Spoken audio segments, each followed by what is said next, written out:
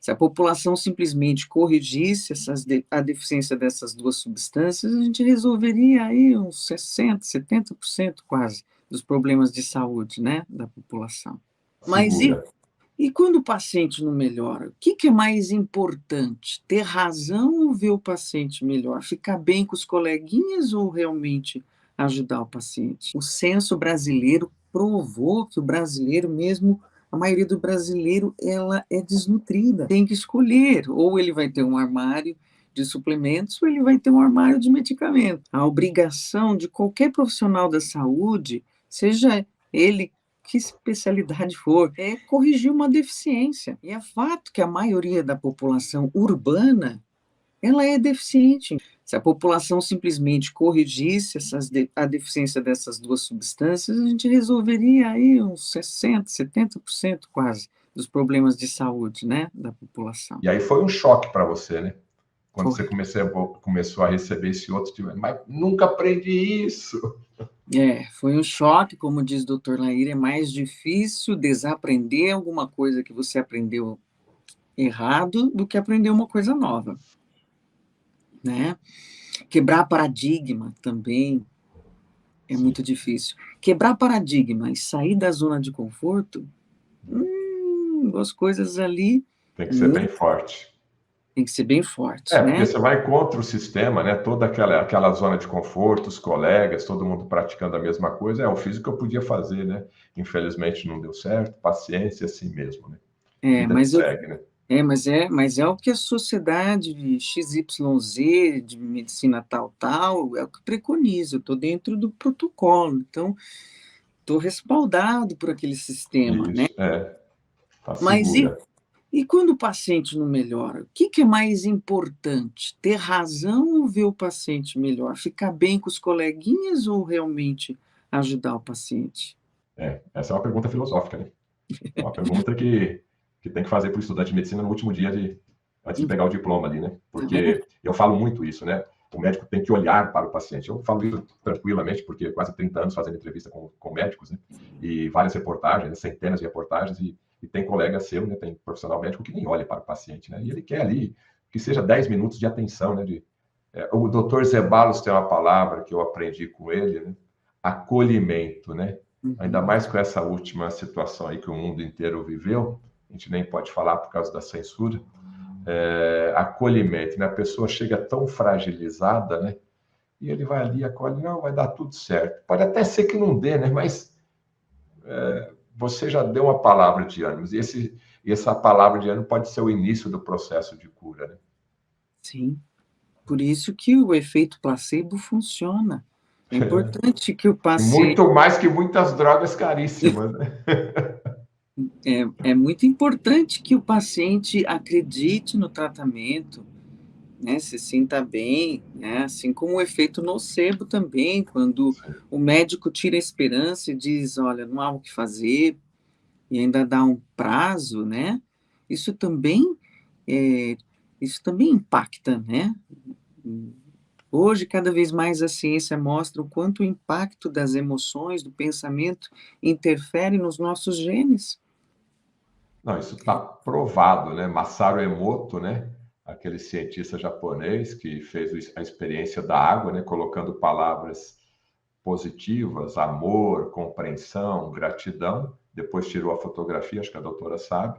A molécula Sim, da água perfeita, né? E outro copo de água que estava lá, raiva, ódio, a molécula da água totalmente horrorosa ali no caso. Mas, doutora Karine, dentro desse raciocínio, né, de virada de página, aí você fez nutrologia, e dentro da nutrologia foi onde você percebeu a importância da vitamina D, e por que você escolheu uma doença oftalmológica, que eu quero saber qual que é, entre tantas, né, que existem, infelizmente, uhum. para fazer sua tese de doutorado.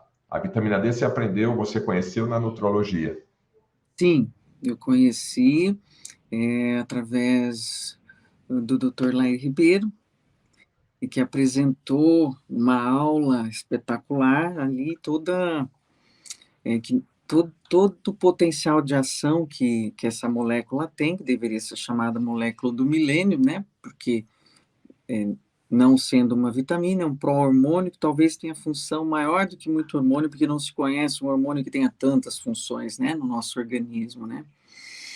E especialmente nas doenças autoimunes, um amigo em comum, quando me encantei pela vitamina D, né, em tudo que ela poderia fazer, eu tive esse desejo no meu coração de voltar para a vida acadêmica e fazer algum estudo que me permitisse fazer um link com toda a oftalmologia, mas integrar, né, dentro desse conceito, né, integrativo, realmente também integrar o conhecimento da nutrologia, né, que me ensina a não tratar não só remediar os sintomas, silenciar sintomas com medicamentos, mas tratar rotas metabólicas, entender que muito da causa das nossas doenças está relacionado a deficiências nutricionais, né? O censo brasileiro provou que o brasileiro mesmo,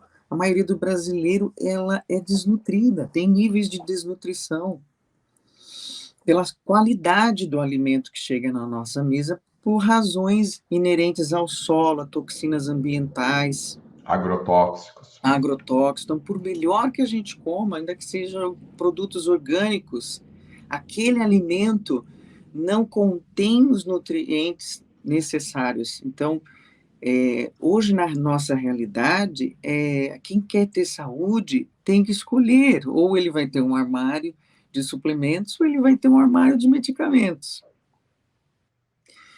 A escolha é bem simples, né? É você quem determina isso, né? Mas não há como negligenciar essa realidade. E, entendendo a bioquímica de toda essa causa das doenças, a gente sabe que pode estimular rotas metabólicas, e, enfim, eu E me quando encantei. você, só para pegar o raciocínio, quando você aprendeu, né, todo o potencial da vitamina D, eu sei que você continuava trabalhando, consultório, oftalmologia, todos os dias atendendo os pacientes. Ali naquela aula, nas conversas, no aprendizado, você já começou a receitar a vitamina D para o paciente? Logicamente, dependendo do caso. Assim, desde que eu tomei consciência da importância e do dano nefasto que a deficiência dessa substância cal impacta na saúde das pessoas, eu não pude mais omitir.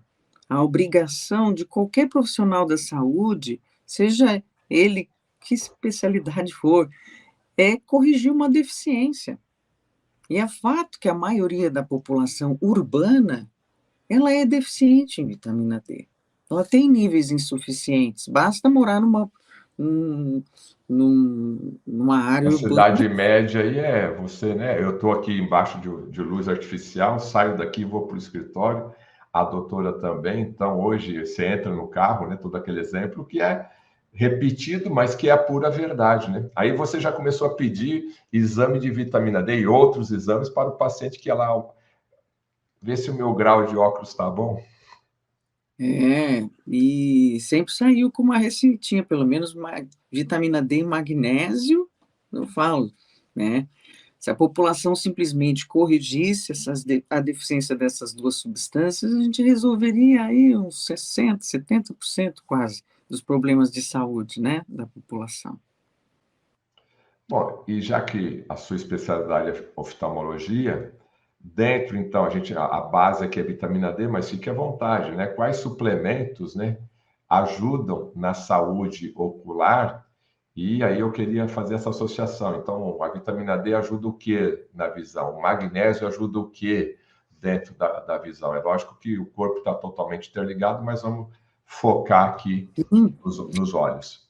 Só para responder a sua pergunta, como eu fui parar no Ah, é doutorado verdade. na D, é um amigo em comum, como eu faço doutorado na Unifesp, na Universidade Federal de São Paulo, ele comentou de um professor, Dr. Cícero Galli Coimbra, professor docente da Unifesp, que tinha um vasto trabalho há muitos anos, usando altas doses de vitamina D para tratar a doença autoimune, e me apresentou o Dr. Cícero, e quando eu tomei conhecimento da dimensão do trabalho dele, Referência mundial, né?